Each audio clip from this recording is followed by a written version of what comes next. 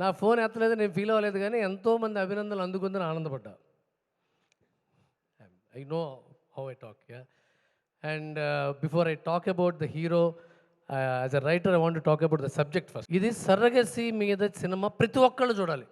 Because మన ప్రపంచంలో population ఎంత పెరుగుతున్నా వాటన్నిటితో పాటు పెరుగుతున్న సమస్య పిల్లల్ని కనలేకపోవడం. Every female can watch this film and feel the pain of Srinidhi and Raashi Khanna. And వాళ్ళ ఫ్యూచర్ని, వాళ్ళ పాస్ట్ని, వాళ్ళ ప్రజెంట్ని చూసి ఎమోషనల్గా కనెక్ట్ అయ్యే సినిమా. ఒక్కొక్క డైలాగు అదరగొట్టేశాడు సిద్ధు. మాట్లాడటం, డైలాగ్ పాజ్ తీసుకుని మాట్లాడటం, లేదంటే లొడ మాట్లాడే క్యారెక్టర్ టిల్లు, అలా కాకుండా బయటకు వచ్చి మాట్లాడటం అనేది it's a beautiful effort and you have to be appreciated and you should get enough recognition for it. ఒక యశ్ చోప్రా, కరణ్ జోహర్ సినిమా లాంటి ఫ్రేమ్లు అన్ని చోట్ల ఆ క్వాలిటీ, అంటే ఆ ఎస్థెటిక్ సెన్స్ ఎలా ఉంటుందంటేనండి, చాలామంది గమనించరు.